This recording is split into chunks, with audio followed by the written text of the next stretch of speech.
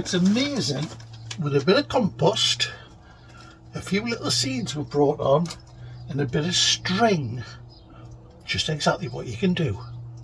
Watch out for this. Now I'm not sure if you can see this very well, but what we've done here is I've filled up this old bed with some of the old compost. I've put some of the horse dung right down the bottom, and then on the top a bit of, well, it's a bit of garden centre compost. It's that stuff that's rubbish, you know. Anyway, I popped a few screws around the outside so I can tie some strings to them.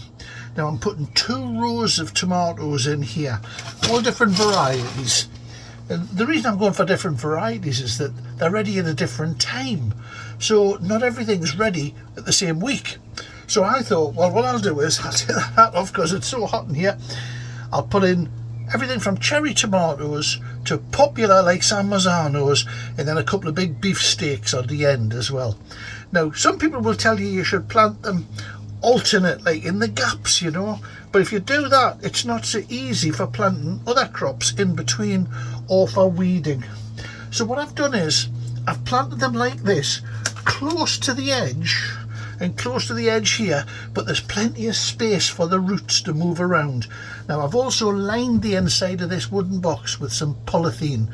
It's not a single sheet, so it overlaps, so any excess water will run out, so I've got to keep my eye on it. This stuff dries out too quickly.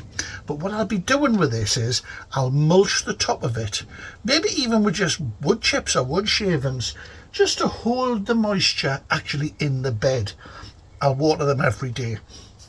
Now the other thing which I plan on doing here is, in between, I plan on popping some lettuces in. Now the reason for lettuces is that they grow to an edible size very quickly in a greenhouse, but longer than that, and they go to seed straight away, so it'll encourage me to pick them and eat them quickly, and that's what I plan on doing. Now the strings here are really so I can tie these plants to them and have them grow up, but when these things get up nearly to the ceiling, I'll be nipping out the growth buds because I don't want them growing to like 2 and 3 meters tall. I want the ones at the back to be slightly smaller, so the ones at the front can grow taller. Just means I get more tomatoes from my plants, that's all, and it's easier to manage and harvest them.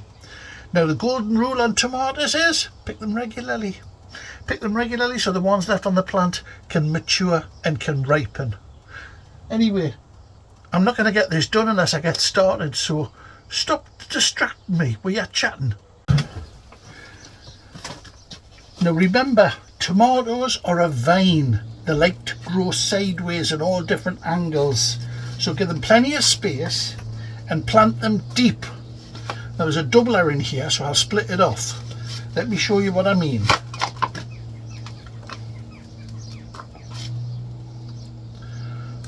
So here we have the plant itself. You see these little sugly bits here?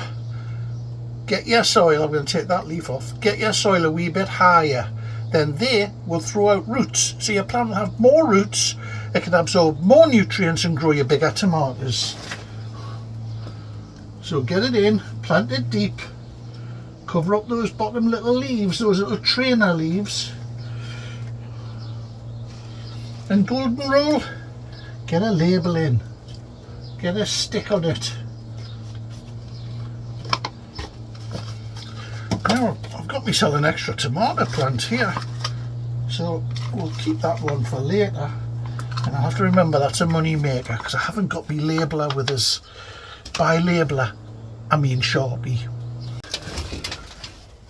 Now don't forget, if you want good tomatoes and plenty of them, you need the pollinators. Now the pollinators will come in for the flowers, so don't forget to put some flowers in. Now what I've got here are a few marigolds. I literally just hide a whole load of seeds in, and I'm going to pop these right at the back. I don't need to get them out for anything. They'll grow away next to the windows there.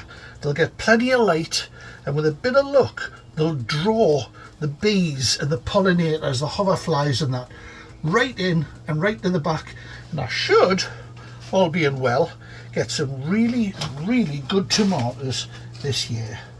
Now again, don't put too many plants in, too many flowers, I mean, yes, you can eat these, they're marigolds, they are an edible plant, this variety, but this bed is really for tomatoes and a bit of salad veg. So don't go filling it up with pretties. You want those pretties that taste nice too. So don't put too many plants in, you just want a few in at the back, and then I'll keep the front for putting in lettuces and radishes. Quick turnover stuff. Nothing like the spinaches because that needs a little bit longer. So we'll go for radish, we might pop a few spring onions in there, and all being well, we'll get a bit of food out of this within a few weeks. Now remember, most important thing of all, give it a really good drink. Not on the plant, but on the compost around the plant. You don't want to go hitting the leaves with too much water, especially on a day like today when it's red hot in here. You want the plant to get its roots set in, and by giving them a good water, it kind of moves the compost around a little bit, and it lets the plant settle in. So give it a good drink there. Now we've got this. Now it might be that you don't have a greenhouse, but you might have a warm backyard, or you might have a balcony or a veranda that gets the sun. Well, stick a couple of tomatoes on there. I mean, get them in. What's going to happen if it doesn't work? You'll get some nice fresh greens and you'll get a few flowers. You might get an odd tomato, but if it does work, you'll be picking tomatoes all summer. Give them a good drink, make sure the soil never dries out completely, because what you don't want is the plant thinking it's time to set seeds on it, you know, or to dry out or to split the tomato or whatever. Just feed it steady and regularly.